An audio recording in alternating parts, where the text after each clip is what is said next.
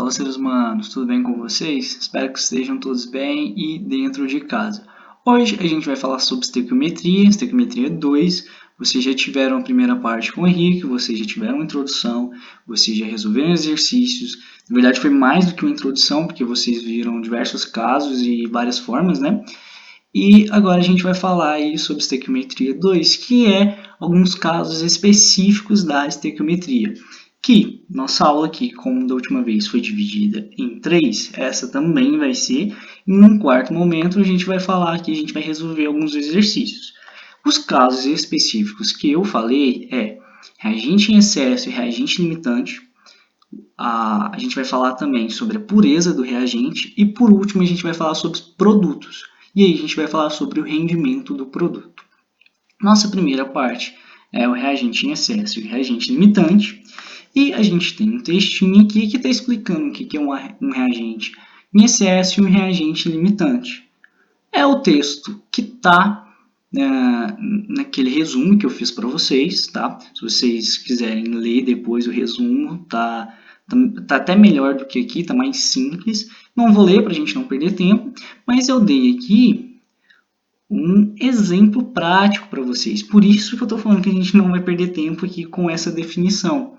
Eu vou por exemplo prático e a partir do exemplo prático a gente vai entender o que é um reagente em excesso e o que é um reagente limitante. Por isso que eu coloquei esse cachorro quente aqui do lado. O que acontece? Para fazer um cachorro quente a gente precisa de pães e de salsicha. E aí a gente vai formar um cachorro quente. Se a gente imaginar isso aqui como uma reação química, a gente vai imaginar aqui que os ingredientes para formar o cachorro quente, os ingredientes aqui são os reagentes. O cachorro quente é o produto, tá? Então a gente imagina uma reação química assim, tá? Suponhamos aqui que a gente tem hidrogênio, aqui a gente tem cloro e aqui a gente tem um HCl, tá? Imagina, vamos trocar por uma reação. Bem, ótimo.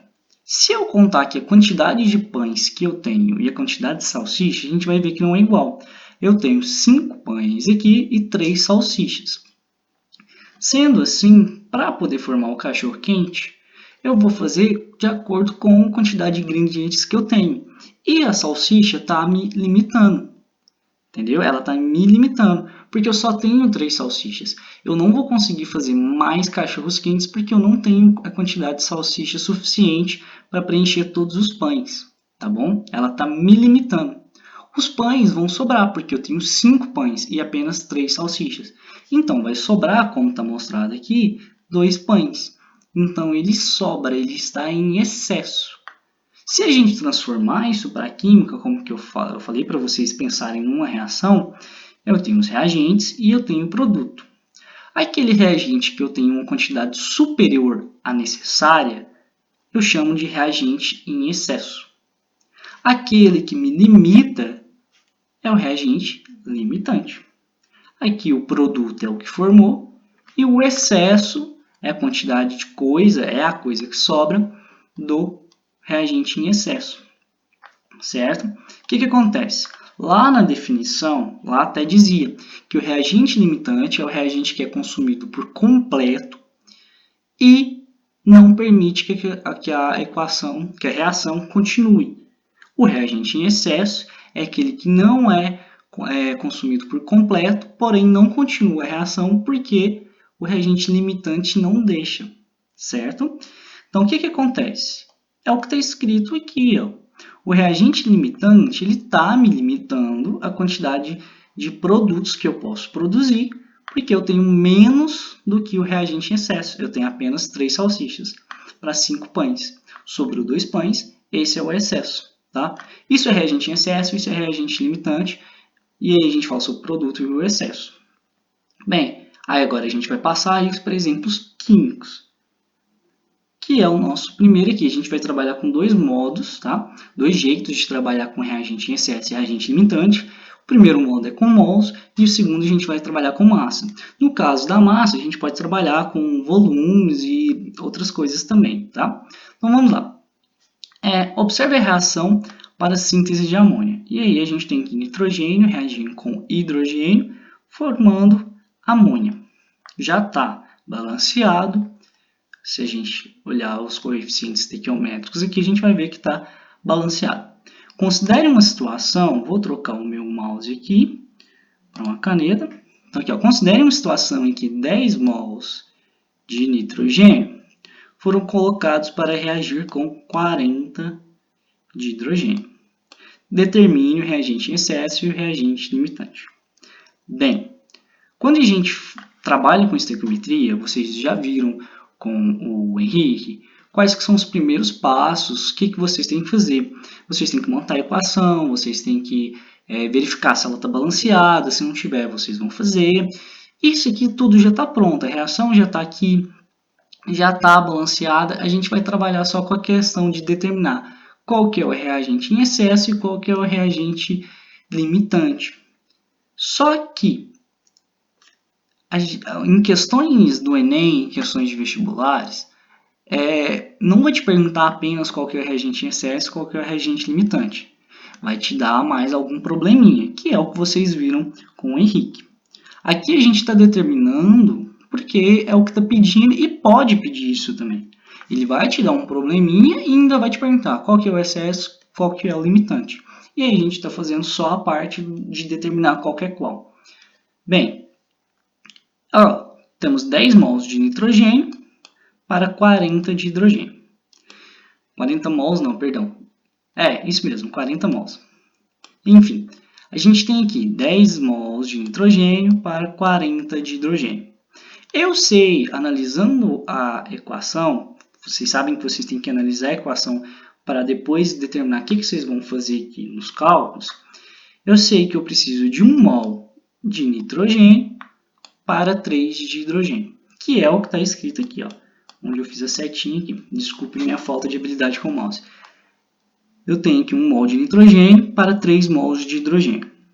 Só que o probleminha aqui, a questão, me deu 10 mols de nitrogênio. Ele não me deu 1, ele me deu 10. Se eu tenho 10, quanto que eu preciso de hidrogênio? Preciso de 30. Só que ele não me deu 30, ele me deu 40. Então quer dizer que eu tenho uma quantidade superior do que é necessária com hidrogênio. Se a gente transformar no exemplo simples que eu dei lá atrás, no slide anterior, a gente vai falar aqui que o nitrogênio é a salsicha, vou fazer um S aqui, e o hidrogênio é o pão, tá? Porque tem mais pão do que o necessário, lembra? Então eu tenho mais hidrogênio do que o necessário. E quem que está me limitando? O nitrogênio.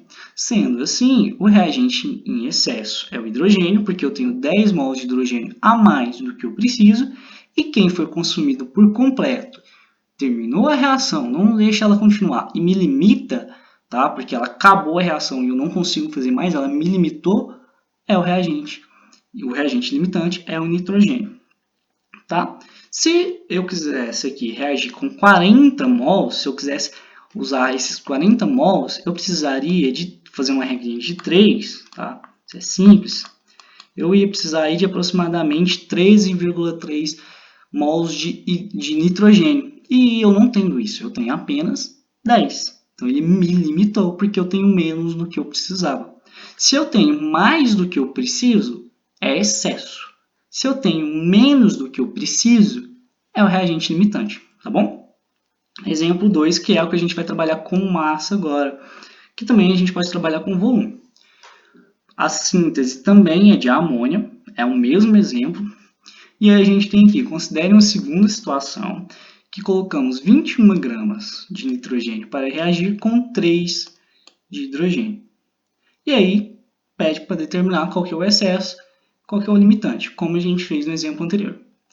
Olha, então eu vou calcular a massa aqui desses elementos, dessas moléculas. Eu tenho aqui nitrogênio, e se eu calcular a massa de 1 mol de nitrogênio, é 28 gramas, se vocês sabem resolver. Se eu calcular a massa de hidrogênio, aqui de 3 mols de hidrogênio, eu tenho que é 6 gramas. Bem, para 1 mol de nitrogênio, eu preciso de 3. Para 28 gramas de nitrogênio, então, eu preciso de 6 de hidrogênio. Certo? Só que ele não me, a questão aqui não me deu 28 gramas, me deu 21 gramas. Ele me deu 21, não 28. Tá bom? Então, se a gente fizer uma regrinha de 3, aqui já está resolvido, tá? Vocês colocarem um X aqui, um Y, sei lá, a letra que vocês quiserem, e aí vocês chegariam no resultado, tá? Aqui já está pronta essa regra de 3. Então, eu tenho 28 gramas para 6, mas me deram 21, eu não tenho 28. Portanto, se eu tenho 21 gramas de nitrogênio, quanto que eu vou precisar de hidrogênio? 4,5. Só que esse 4,5 é mais do que eu tenho. Se eu tenho aqui 4,5, se eu preciso de 4,5 e tenho 3, ele está em excesso. É mais do que... Está faltando, perdão, confundi. Me perdoe, vamos começar aqui de novo. Bem, eu tenho 21 gramas. 21 gramas. Quanto que eu preciso de hidrogênio para essa reação continuar? 4,5. Então, eu preciso mais do que eu tenho. Se eu preciso de mais do que eu tenho, é o reagente limitante. Tá? O hidrogênio vai ser o reagente limitante. Porque eu preciso de mais do que eu tenho. Ele me limita a continuar. Aqui, do outro lado, a gente tem a resolução do exercício do mesmo jeito, só que mostrando por um outro ângulo, que é aqui, ó, do hidrogênio. 6 gramas de hidrogênio, eu preciso de 28 de nitrogênio para reagir. Só que me deram quanto? 3. Se me deram 3, fazendo uma regrinha de 3, eu vou aqui determinar que eu preciso de 14. Só que não me deram 14, me deram 21. Eu preciso de 14, mas eu tenho 21. Então, eu tenho mais do que eu preciso. Se eu tenho mais do que eu preciso, é o reagente em excesso. Está determinando aqui, ó. O reagente em excesso é o nitrogênio. E o reagente limitante é o hidrogênio. Quanto que eu tenho a mais de excesso? 7 gramas, né? Porque 14 menos 21 é 7. Então, vamos lá, vamos recapitular o que eu queria falar para vocês e acabei confundindo. Olha, se eu tenho mais do que eu preciso, ele está em excesso, porque eu tenho mais do que eu preciso. Se eu tenho menos do que eu preciso, ele está em excesso. Ele é limitante. Confundi de novo. Vamos lá. Se eu tenho mais do que eu preciso, é em excesso. Se eu tenho menos do que eu preciso, é limitante. Tá bom? Escreve isso aí para vocês não vão esquecer. Aí a gente encerra reagente em excesso, reagente limitante, tá? É isso. A nossa aula hoje vai ser mais rápida do que a última foi grande, né? 1h30 por aí. Nossa aula hoje vai ser mais rápida, porque a gente vai trabalhar com casos específicos que em tese são fáceis e que vocês conseguem aprender tranquilamente, não precisa ficar enrolando muito, como eu estou fazendo aqui agora. E aí a gente vai para grau de pureza dos reagentes. Aqui a gente tem um significado de grau de pureza. Deixa eu trocar o meu mouse. A gente tem aqui o significado de grau de pureza. E por que eu coloquei essa imagem aqui do lado? É um filtro, tá? Eu procurei lá ícone de filtro e é o que apareceu no Google. Por que eu estou falando? E por que é um filtro e o que é pureza? Bem, a pureza é o que eu vou utilizar. É só o que eu vou utilizar. Impurezas são aquelas coisas que estão ali no reagente que eu vou utilizar, porém eu não quero aquilo. Vou dar um exemplo prático para vocês aqui, que é o feijão. Quando vocês vão cozinhar um feijão, antes de vocês não pegam um feijão e colocam na panela. Antes vocês têm que catar o feijão, porque vocês têm que tirar algumas impurezas que estão lá. Você tem que tirar uma pedrinha, geralmente vem um feijão que está ruim, estragado. Você tem que ir tirando ele ali. O que sobrou é o que você vai utilizar. Aquilo que você tirou é impureza. O que sobrou e que você vai utilizar, aí a gente calcula pureza. Qual que é a porcentagem daquilo de um total que você tinha, tá bom? Isso é pureza. É você utilizar aquilo ali e tirar o que você não precisa. Quando você tira impurezas. E do mesmo jeito a gente trabalha com reações químicas. Você tem ali um reagente, só que ele tem impurezas e você precisa tirar isso. E aí a gente calcula a porcentagem. Geralmente a gente trabalha com porcentagem, tá? E aí podem trabalhar de dois jeitos. Ele pode te dar a massa, o volume, alguma coisa assim, te perguntar a porcentagem de pureza, ou ele vai te dar a porcentagem de pureza e vai te perguntar quanto aquilo equivale em massa, mol, volume e por aí vai, tá bom? Pode ser assim. Geralmente a gente trabalha com porcentagem. Esse textinho tá aqui também, tá lá no resumo, e deu tempo suficiente para vocês lerem enquanto eu enrolava um pouquinho aqui. E a gente passa para os exemplos. Eu acho mais fácil trabalhar com exemplos, tá? Eu acho mais visível. Então vamos trabalhar aqui de novo. Olha, considere a reação de síntese de amônio. De novo, a síntese de amônio. Eu já vou dar um spoiler aqui para vocês que todos os exemplos que a gente vai trabalhar com amônia, tá? Por quê? Porque eu quero mostrar para vocês que a partir de uma reação, de uma mesma reação, vocês têm vários casos, vocês têm vários exemplos. E aí, a partir de uma reação, uma questão de Enem, uma questão de vestibular, principalmente questões abertas de vestibulares, eles podem trabalhar com esses vários casos. A partir de uma reação, a alternativa A, por exemplo, vai te falar de pureza, a B vai te falar sobre reagente em excesso, reagente limitante, e C, rendimento, e por aí vai, tá? A partir de uma mesma reação. E aí a gente sabe aqui, sabe-se que na indústria, para produzir 8,5 toneladas desse produto, que no caso é a amônia, é necessário 7,8 litros, 10 a 6 litros, de ar. E todo o nitrogênio, 6,1 vezes 10 elevado a 6 litros, é utilizado. Calcule o grau de pureza do ar. Tá, vamos entender aqui a questão primeiro. O que acontece? Eu sempre falo isso, né? O que acontece toda hora. Enfim, vamos lá. O ar, ele tem vários gases. Ele tem o nitrogênio, ele tem oxigênio, tem monóxido de carbono, tem dióxido de carbono. Ele não tem só oxigênio. O nitrogênio é o que está mais presente no ar. Apesar de a gente respirar oxigênio e eliminar dióxido de carbono, o ar, quer dizer, ele tem mais nitrogênio do que oxigênio. E é o que está falando aqui. Para formar amônia, a gente precisa tirar o nitrogênio do ar e utilizar ele. Todas aquelas outras coisas, que é o oxigênio, monóxido de carbono, dióxido e os outros gases, são impurezas. O que eu preciso é um nitrogênio. E ele falou que todo o nitrogênio é utilizado. E aí ele quer saber a porcentagem. Quanto que equivale aquele nitrogênio de todo o ar que a gente tem? Então, esse 6,1 vezes 10 a sexta litros, qual que é a porcentagem, quanto que aquilo equivale dos 7,8 litros de ar, vezes 10 a sexta litros de ar. E aí a gente faz uma regrinha de 3 simples aqui, tá? É isso, olha. A gente tem aqui que um volume total de ar, suponhamos que seja essa sala, esse quarto meu, tem esse 7,8 vezes 10 a sexta litros de ar, tá? E isso corresponde a 100%. Todo o ar que está aqui é 100%. E aí eu quero só um nitrogênio. Os outros gases são impurezas, eu quero só ele. Eu quero saber qual que é a porcentagem disso. Esses 6,1 correspondem a X.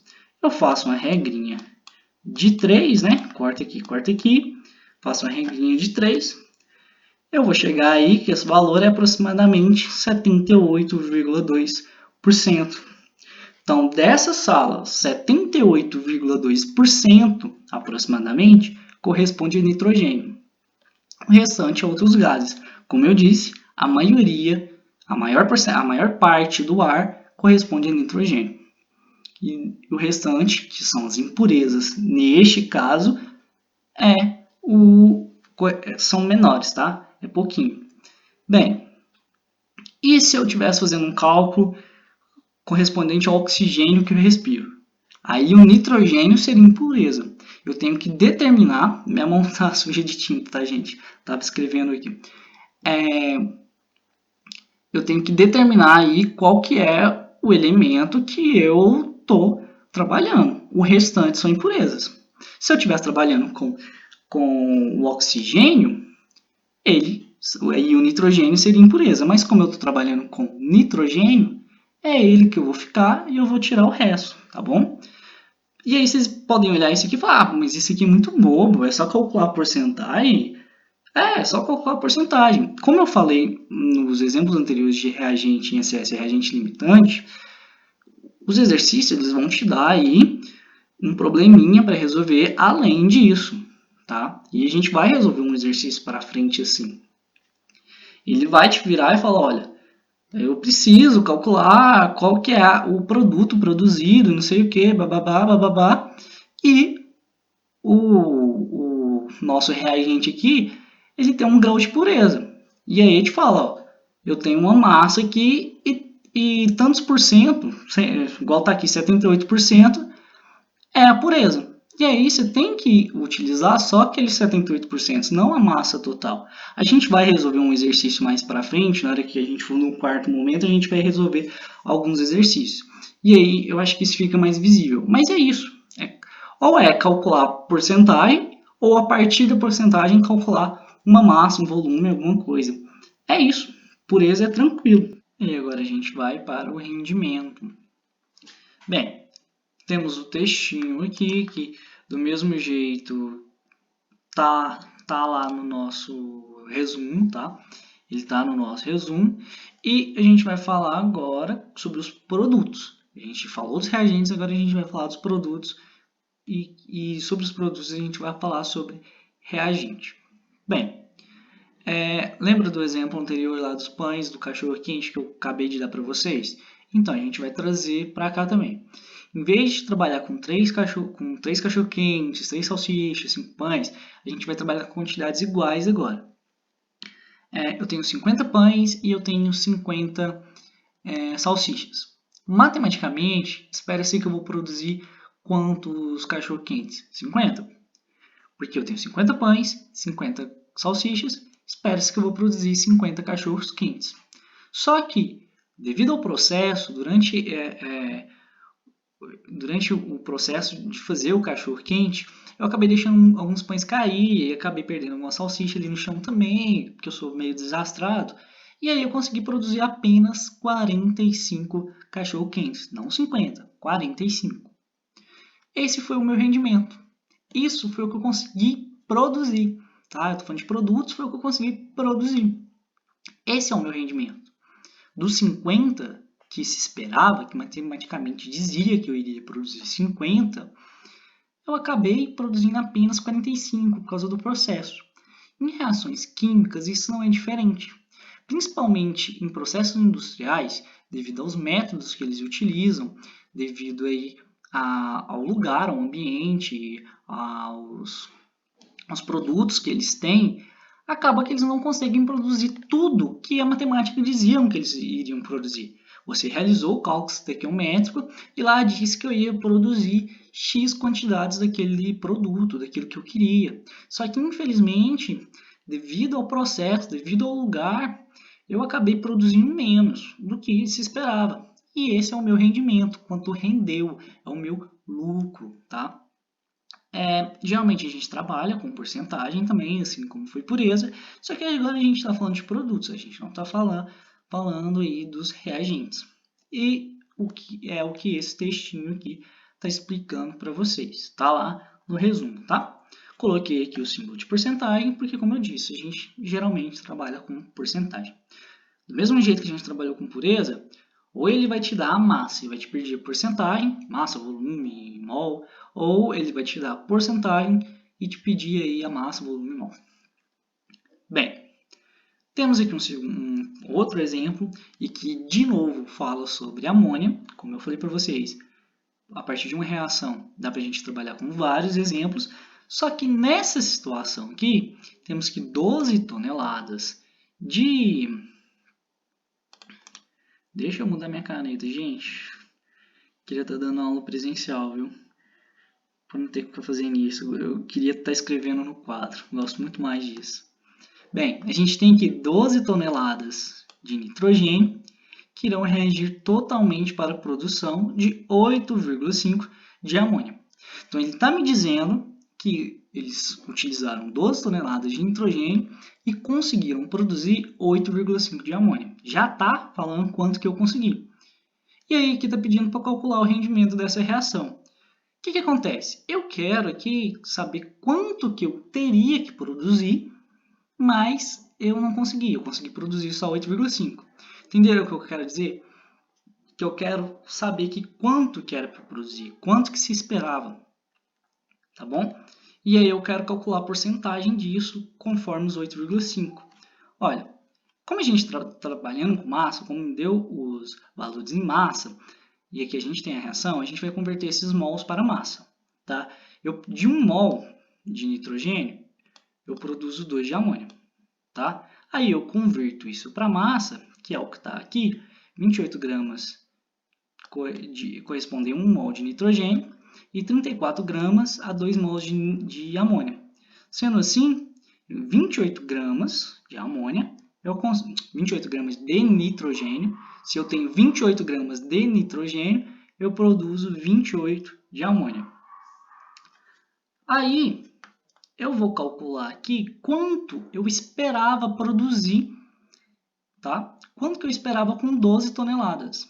Eu não tenho 28 gramas, eu tenho 12 toneladas. Bem, 28 gramas produzem 34 de amônia. Só que eu tenho 12 toneladas, eu não tenho 28 gramas, eu tenho 12 toneladas. Se eu tenho 12 toneladas, isso vai produzir X amônia. Faço uma regrinha de 3 aqui e eu descubro que esse valor aí é aproximadamente 14,5 toneladas. Certo? Ótimo. E aí, desses 14 que eu copiei aqui, que eu escrevi, eu não consegui produzir 14 como esperava. Eu consegui produzir 8,5. Entenderam o que foi o processo que a gente fez aqui? Me deram 12 toneladas de amônia e eu consegui produzir 8,5. Só que, matematicamente, não era para eu produzir isso tudo. Apenas isso. Era para eu produzir mais. Era para eu produzir 14,5, que foi o que a gente calculou. Então, a gente vai calcular quantos por cento esse 8,5 corresponde desses 14,5. Entenderam o que é o processo?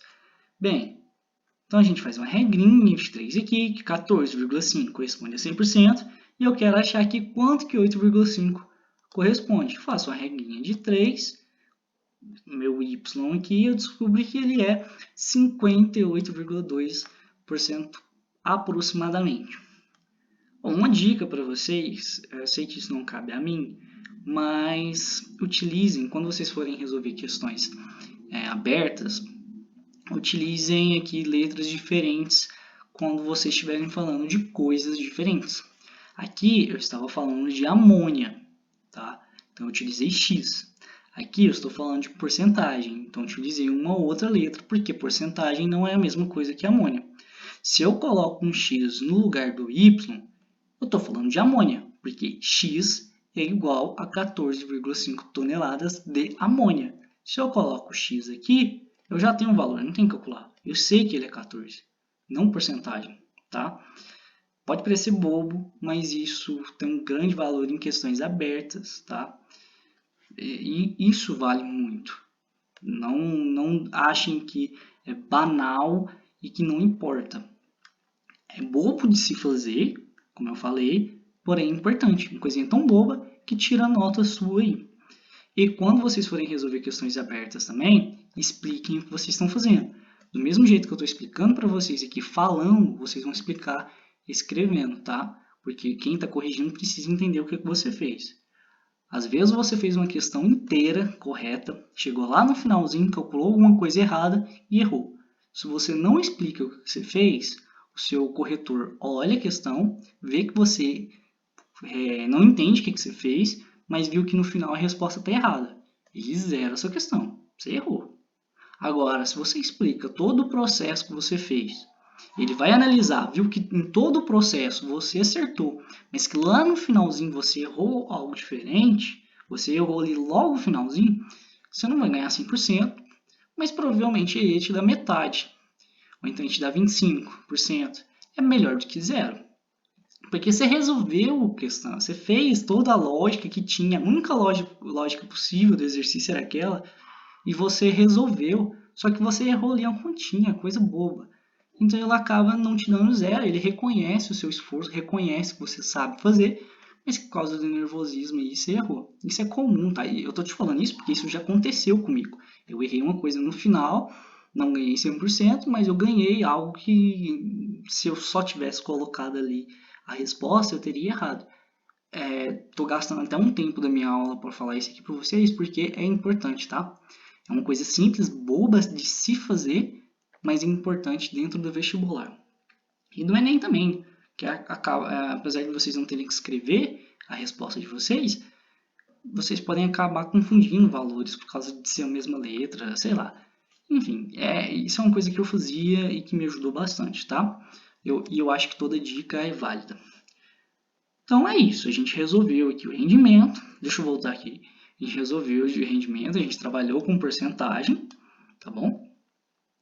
Ele poderia ter me dado essa porcentagem, e aí eu calculava esse 8,5, ou então, como ele fez aqui, ele me deu 8,5 e eu calculo essa porcentagem. Vocês entenderam o que é rendimento? Que é aquilo que eu consegui produzir e não o que eu esperava? Vocês entenderam que esse 14,5 é o que eu esperava produzir, mas que eu não produzi tudo porque eu tive, por causa do processo, por causa do ambiente, eu acabei tendo percas e eu produzi apenas 8,5? Entendeu? Isso é rendimento. Coisa boba de se pensar, simples, mas que tem vários peguinhas em vestibulares por causa disso. Vestibulares e Enem tem muito peguinha. Questões de estequiometria, não é peguinha em si, mas eles dão essas coisas aqui que o aluno acaba passando despercebido e erra a questão. Porque vocês sabem que essas questões elas são feitas pensando no seu erro também, nas alternativas. Então, olha, se o aluno pensar por essa lógica e errar, vai ter alternativa aqui. Ah, mas e se ele pensar da outra lógica e errar? Tem alternativa também, tá? Então, se vocês passarem isso aqui despercebido numa questão, a resposta vai estar lá e vai estar errada. Existe isso também nos vestibulares. Os vestibulares são pensados assim, tem uma resposta certa, mas eles pensam quais que seriam suas lógicas e se vocês estariam errados e vai ter resposta ali, sempre tem. A gente acabou o rendimento e agora a gente vai fazer aí um exercício, 2 exercícios sobre estequiometria com esses casos, que é o que eu queria mostrar para vocês, o que eu falei lá com que isso que envolve a matéria do Henrique. Ele não vai só te perguntar o rendimento, então ele não vai te dar só o grau de pureza, o reagente em excesso e o reagente limitante. Ele vai te dar um probleminha maior, mas ele vai inserir esses termos aí de reagente em excesso, limitante, pureza, rendimento, e pode ser um peguinha também. Se vocês não verem aquilo lá, acaba que vocês erram. Então vamos lá. Uma das formas de produção da amônia, falando de amônia de novo, hein? Que eu falei, a partir de uma reação vocês conseguem várias coisas. Então, a partir da produção de amônia, entre cal viva, que é o óxido de cálcio, e o cloreto de amônio. Então, o que acontece? Eu falo isso muito. Isso aqui é uma outra reação, um outro método para produzir amônia. Tá? A gente tem aqui aquele método que a gente usou nos outros exemplos, mas esse aqui é outra reação que produz amônia. Está falando que é uma reação entre cal viva, óxido de cálcio, vocês já tiveram óxidos, sais, ácidos, base, então vocês já sabem definir qual que é o óxido de cálcio, e o cloreto de amônio, tá? Vocês conseguem aí diferenciar isso. Veja a reação a seguir. E aí, a gente tem aqui 10,5 gramas de uma amostra de cal viva, então 10,5 gramas de cal viva, foram colocadas para reagir com excesso de cloreto de amônio. E foram produzidos 5,1 gramas de amônio. Então, ó, a partir de 10 gramas de cal viva, eu consegui 5,1 gramas de amônio. Qual o grau de pureza do óxido de cálcio dessa amostra de cal viva? Então aqui, eu tenho a cal viva, só que nem toda essa cal ela é óxido de cálcio, tá? Ela tem algumas impurezas, algumas coisas aí que não é cal, que não é óxido de cálcio, tá? Então a cal tem algumas coisinhas além do óxido de cálcio. E aí, tá me perguntando qual que é a pureza. Se eu tiro a impureza, quanto que sobra e qual que é a porcentagem disso, tá bom? Que é isso que a gente vai calcular. E ainda me deu um probleminha aqui. A gente vai resolver isso. Olha, essa equação aqui já está balanceada, já está toda bonitinha, trabalhada. Vocês já viram com o Henrique montar a equação, ver se está balanceada, tá? Vocês já viram tudo isso e aqui a gente já fez que é para ganhar tempo. A gente tem a equação e aí a gente vai anotar os dados. Esses rabiscos que eu fiz, façam, tá? Anotem, sublinhem, porque é bom para vocês lembrarem lá na frente, resolvendo a questão, vocês já estão lá na frente, vocês acabam não esquecendo nada. E aí a gente anota os dados, aqui estão os dados, que eu tenho aqui 10,5 gramas de óxido de cálcio, que é o que está aqui, produziram 5,1 gramas de amônia, tá? E eu tenho aqui o cloreto de amônio em excesso. Como eu estou trabalhando com massa, eu vou calcular a massa disso aqui. E aí a gente calcula. A gente descobre que 1 mol de óxido de cálcio é 56 gramas. Então a gente tem aqui que isso aqui corresponde a 56 gramas. E 2 mols de amônia é igual a 34 gramas. Então, pela lógica, com 56 gramas, eu produzo 34 de amônia. Mas eu não tenho 56 gramas, eu tenho apenas 10,5. E aí, eu tenho apenas 10,5, foi o que me deu. E aí, eu produzi 5,1 gramas. Então, a gente vai fazer aqui, a gente vai descobrir quanto que foi utilizado, tá? Ó, a partir de 5,1 gramas de amônia, que foi o que foi produzido, eu tenho quanto de cal viva? Tá bom? Vocês entenderam o que eu quis dizer aqui? Que, olha, 56 gramas de cal viva produzem 54 de amônia. De cal viva não, de óxido de cálcio, perdão. 56 gramas de óxido de cálcio produzem 34 gramas de amônia. 5,1 gramas de amônia produzem quanto de cálcio? Você precisa de quanto de cálcio para produzir essa amônia? Você faz uma regrinha de 3. Opa, eu risquei aqui em cima, gente. Me desculpem. Deixa eu apagar aqui. Foi. Apaguei. Pronto.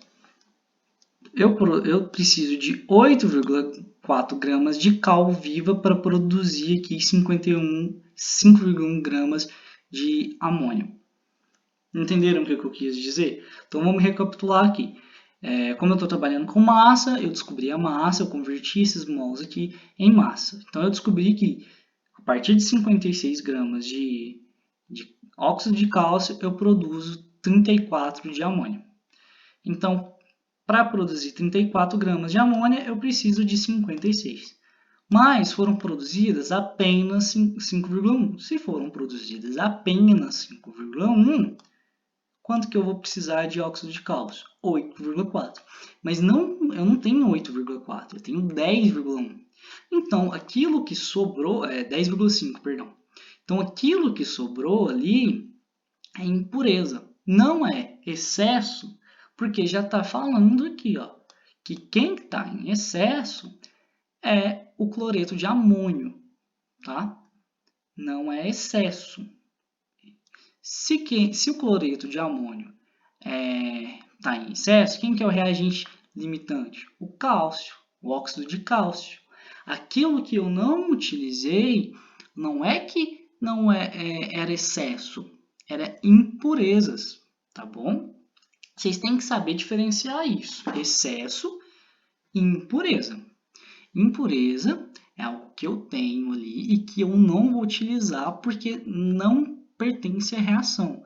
São sujeiras, são coisas que eu não preciso. Lembra lá do oxigênio no ar? Eu tenho nitrogênio e tenho oxigênio. Para fazer amônia, eu preciso só de nitrogênio. Aquela massa restante do ar são outros elementos, são outras coisas, são impurezas. Agora, se eu tenho uma massa maior do que eu preciso do mesmo elemento, isso é excesso. Tá? Então, não confunda excesso com impurezas. Bem, voltando à questão, eu preciso apenas de 8,4 gramas de óxido de cálcio, mas me deram 10. Esses restantes são impurezas. Lá falou que são impurezas, que eu não vou utilizar, são outras coisas que eu não quero utilizar. Então, eu vou calcular a porcentagem. Qual é a porcentagem? Quantos por cento 8,4 correspondem de 10,5? Faço uma regrinha de 3 aqui, lembrando, utilizem outra letra, não utilizem igual. Então, 10,5 gramas correspondem a 100%. 8,4 correspondem a quanto? Quanto? Então, você faz uma regrinha de 3, descobre que corresponde a 80%. Tá bom? Não confundam pureza com reagente em excesso e reagente limitante, tá? Não confundam isso. Então, vamos recapitular aqui de novo toda a questão. Sei que é chato ficar fazendo isso, mas é super importante para ter certeza que vocês entenderam. E como a gente está fazendo isso, dando essas aulas de forma online, que é uma coisa que a gente nunca fez, pelo menos eu nunca fiz, é totalmente diferente para mim. E às vezes eu acabo ficando confuso também para poder explicar. Então é legal esse feedback de vocês, que a gente pediu lá no grupo, porque para a gente é complicado dar essa aula também, porque é novo, a gente está aprendendo a dar aula desse jeito. Então às vezes eu gosto de fazer essa revisão, voltar na questão tudo de novo, que é para ter certeza que vocês entenderam, tá? Que é para ter certeza também, que vocês podem ver que várias vezes eu me confundo na hora de falar, e eu não quero que isso atrapalhe vocês. Então a gente tem ali os dados, e a gente sabe que tem 10,5 gramas de óxido de cálcio que produziram 5,1 gramas de amônia. Se eu estou trabalhando com massa, eu vou converter esses mols para massa. Eu faço o cálculo aqui e eu descubro que 1 mol de óxido de cálcio corresponde a 56 gramas e que 2 mols de amônia correspondem a 34. Portanto, eu preciso de 56 gramas de óxido de cálcio para produzir 34 gramas de amônia. Bem, mas foram produzidas apenas 5,1 gramas de amônia. Não foram produzidas 34, foram produzidas 5,1. Então, eu vou calcular quanto que eu preciso de óxido de cálcio. Eu calculo aqui, faço a regrinha de 3 e descubro que eu preciso de 8,4. Não preciso de 10, preciso de 8,4. Ele me falou quem que é o reagente em excesso, ele me falou quem que é o reagente limitante e me perguntou o grau de pureza. Então, ele está me indicando, está mostrando para mim que essa quantidade que sobrou dessa substância, ela não é um excesso, ela é impureza, porque não é a mesma coisa, tá bom?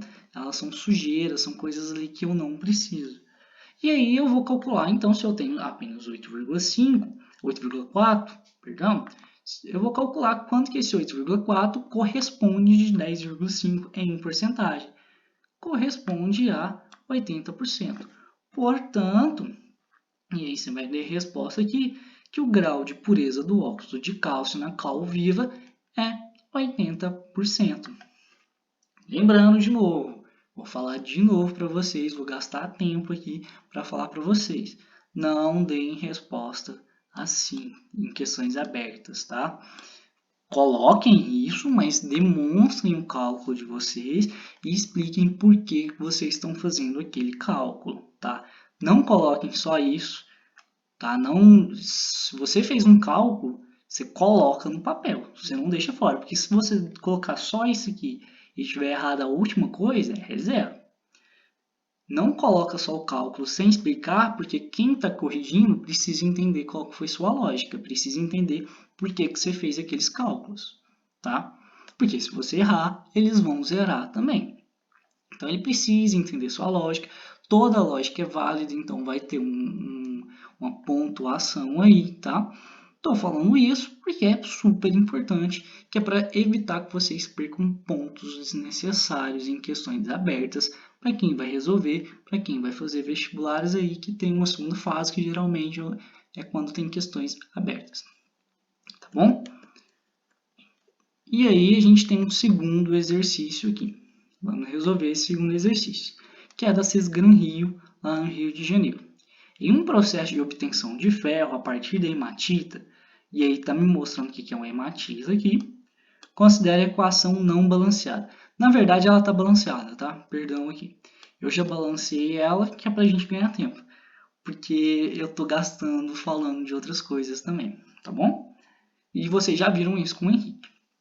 Então, aqui está a equação balanceada. Eu tenho hematita reagindo com carbono, que produz ferro e monóxido de carbono. Então, utilizando-se 4,8 toneladas desse minério, então eu tenho 4,8 toneladas de hematita, e admitindo um rendimento de 80% na reação, a quantidade de ferro produzida será... Então, ó, ele me falou que eu tenho 4,8 toneladas de hematita, e está me perguntando quanto é que essas 8, toneladas vão produzir de ferro. Só que ele me disse uma coisa, não vai ser um rendimento igual a 100%, vai ser 80%. Eu não vou produzir tudo o que se esperava, vou produzir apenas 80%. Entendeu o que era o rendimento? É isso. Então a gente vai fazer o cálculo aqui. A gente anota os dados, então a gente tem aqui, de novo, que 4,8 toneladas de hematita, eu tenho isso, e ele quer saber quanto que eu vou produzir de ferro. Só que eu não vou produzir 100%, eu vou produzir 80%. Como a gente está falando de massa, a gente vai transformar isso aqui em massa, a gente vai calcular a massa da hematita e a massa do ferro. Bem, 1 mol de hematita é 160 gramas, 2 mols de ferro é 112 gramas. Isso aqui vocês sabem fazer, por isso que eu não estou colocando aqui como calcular em nenhum dos exercícios, nenhum dos exemplos, porque vocês já viram isso, vocês já sabem. Bem, então quer dizer que 160 gramas de hematita produzem 112 de ferro. Só que eu não tenho 160 gramas, eu tenho 4,8 toneladas. Então, quanto que isso vai produzir de ferro? A gente faz uma regrinha de 3, simples aqui, tá? 160 gramas de hematita produzem 112 de ferro. 4,8 toneladas de hematita produzem quanto de ferro? A gente vai descobrir aí, fazendo a regrinha de 3, que é 3,36 toneladas. Isso 100%, se a gente não perdesse nada durante esse processo. Mas o exercício já te falou que a gente vai perder algo, que a gente vai produzir apenas 80% e não 100%. Se a gente vai produzir 80%, a gente vai calcular. Quanto que corresponde a 80% disso aqui? Tá? Então a gente vai calcular. 3,36 toneladas de ferro correspondem a 100. Mas me disseram que eu vou produzir apenas 80. Então a gente vai calcular isso, vai fazer uma regrinha de 3. De novo, usem letras diferentes, porque não é a mesma coisa. E a gente vai descobrir aqui que é aproximadamente 2,6 toneladas de ferro, tá? 2,68 toneladas de ferro, aproximadamente, porque isso aqui vai continuar e eu arredondei o valor. Então a gente vai lá e vai responder aqui, ó, que a quantidade de ferro produzida será 2,68 toneladas. Como eu disse, a gente conseguiu 80%, a gente não conseguiu 100%. Se fosse 100%, seria 3,36, como está aqui. Como não é 100%, a gente conseguiu apenas 80%, é 2,68 toneladas de ferro, tá? Entendeu? Lembra lá que eu dei o exemplo dos 50 pães, 50 cachorro-quentes e consegui apenas 45? É a mesma coisa, só que a gente está trabalhando com reações químicas, tá? A química é tudo que a gente vive, tá? É o nosso dia a dia. Esses exemplos são simples, porém são fáceis de entender e são mais práticos, porque a gente não tem contato com esses processos, tá bom? E aí a gente acaba a nossa aula. Foi uma aula mais rápida do que a última, e eu espero que vocês tenham entendido tudo. Se vocês não tiverem entendido, podem chamar a gente nos grupos. Qualquer um dos professores de química estão disponíveis, estão à disposição de vocês para responder qualquer dúvida que vocês tenham. Como eu disse há pouquinho, isso é um método novo, é um jeito diferente, é um momento atípico que a gente está dando aula. Então, para a gente também é diferente. A gente não está acostumado com isso e está aprendendo a dar aula assim também. Então, às vezes acaba que a nossa didática não é tão boa quanto seria dentro de sala. E aí isso pode refletir em vocês ficarem com dúvidas. Por isso a gente está à disposição de vocês para monitorias. Não precisem ficar acanhados, não precisem ter vergonha de pedir uma monitoria. Pode ser uma pessoa. Se uma pessoa pedir monitoria, a gente vai na monitoria para essa uma pessoa. Não fiquem acanhados. Aqui tem as referências, os livros que eu utilizo e o site que eu pego as imagens, algumas imagens de moléculas, de gráficos, eu pego desse site, que é o Brasil Escola, e eu tenho aqui também os livros, como eu falei para vocês, que eu já fiz um resumo desses livros, que estará disponível no Drive do CPOP, tá? E vou mandar no grupo para vocês. Então, não se acanhem, se tiverem dúvidas, perguntem. É um assunto extremamente importante, não que os outros não sejam, mas é que esse cai bastante, né? É um dos temas que mais caem nos vestibulares também. Então, perguntem, tá? Se tiverem qualquer dúvida, se não conseguirem resolver qualquer exercício, respondem. Respondem não, perguntem pra gente que a gente vai responder vocês. E façam muito exercício. Estequiometria, na verdade, qualquer matéria que envolva cálculo, qualquer matéria que envolva matemática, é bom vocês resolverem exercício para vocês treinarem, tá? Então é isso. E a gente termina aqui. Falou, até o nosso próximo encontro.